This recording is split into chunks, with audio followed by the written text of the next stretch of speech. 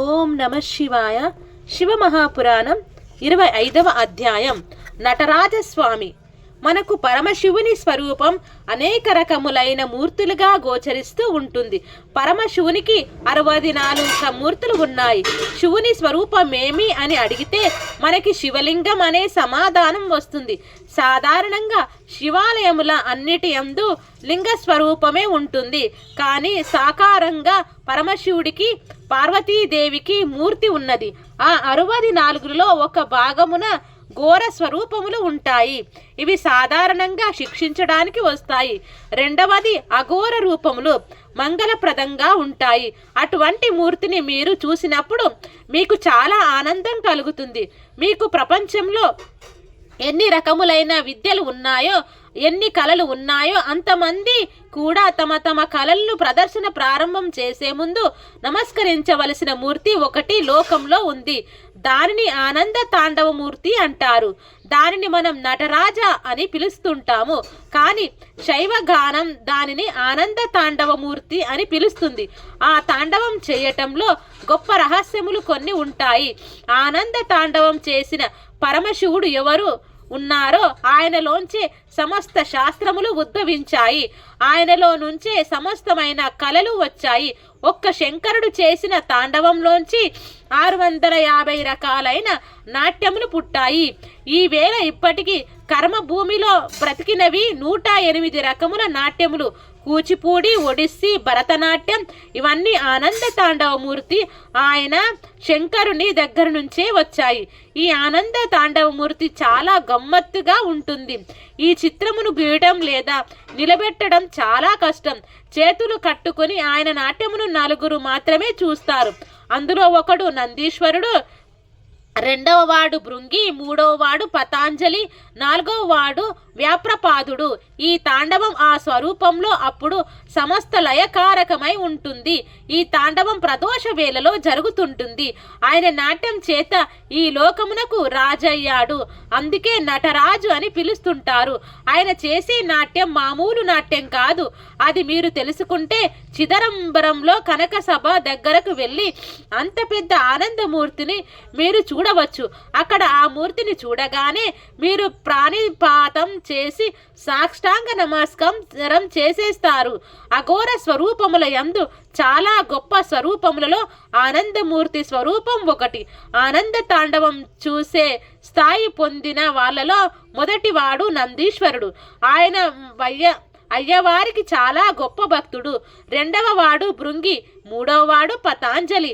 ఆదిశేషుని అవతారం. అందుకని ఆయన తల మనుష్యుడిలా ఉంటుంది, మిగిలిన శరీరం పాముగా ఉంటుంది.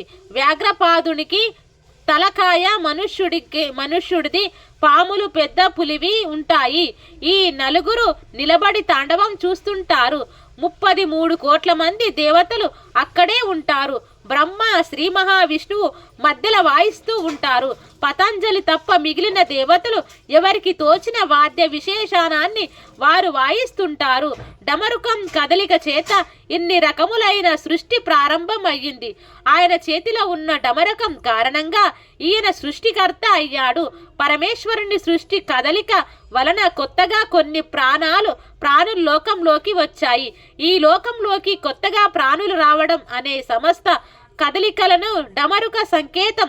ఇవన్నీ జరుగుతున్నాయి అనడానికి ఆయన కదలికే కారణం.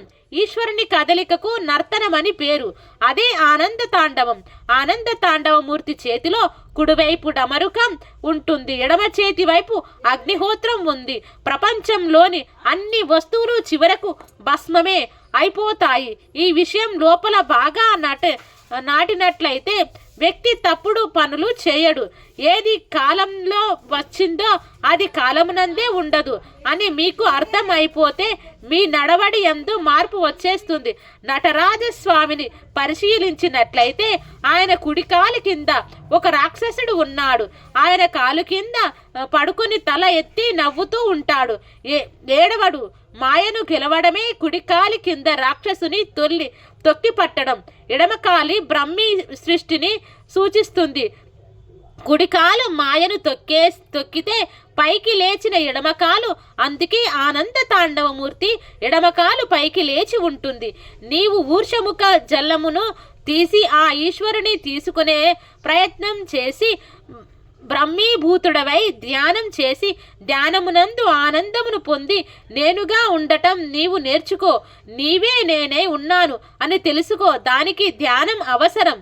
ఇది చెప్పడానికి ఎడమ చెయ్యి పైకి లేచిన ఎడమ పాదమును చూపిస్తుంది. కుడి చెయ్యి అభయ ముద్ర పట్టింది. శివుడు చాలా తేలికైన వాటిని పుచ్చుకుని పెద్ద ఫలితములను ఇస్తాడు. ఇది చెప్పడానికి ఆయన అభయముద్రను ప్రదర్శించాడు. పాపమును హరిస్తాడని చెప్పాడు. హరించినప్పుడు ఉపాసకుడు క్రమంగా పెరుగుతాడు.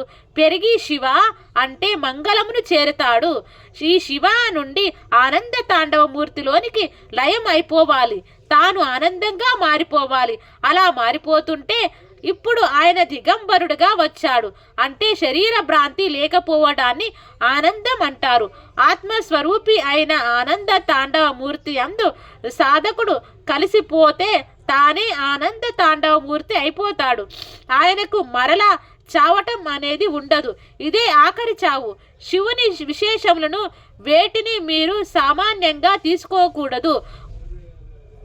మీరు కేవలం ఒక నటరాజస్వామి వారి మూర్తిని పెట్టుకొని అష్టోత్తరం చేస్తారు, సహస్రం చేస్తారు అంటే మీకు ఈ తత్వం ఆవిష్కరింపబడదు. అలా చూడాలన్నా కోరిక పుట్టడమే చాలా కష్టం.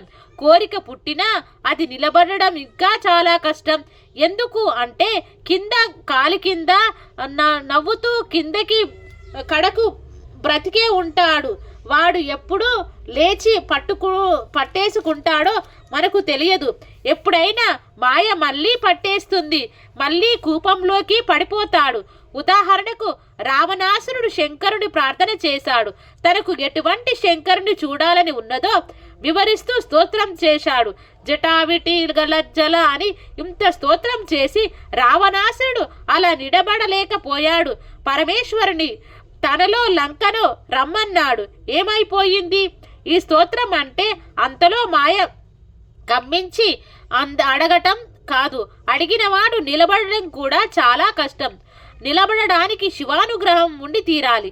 శివానుగ్రహం కలిగితే ఆయనే నడిపిస్తాడు. కాబట్టి అటువంటి ఆనంద తాండవమూర్తి అనుగ్రహం మనకు కలిగి మనుష్య జన్మ ప్రయోజనం నెరవేరేటట్లుగా నిర్వేతుక కృపా కటాక్ష వీక్షణముల చేత ఈశ్వరానుగ్రహము మనమందు ప్రసరింపబడాలని ఆ సర్వేశ్వరుణ్ణి ప్రార్థన చేద్దాం. ఓం నమః శివాయ. శివ మహాపురాణం 25వ భాగం సంపూర్ణం. ఓం నమః శివాయ.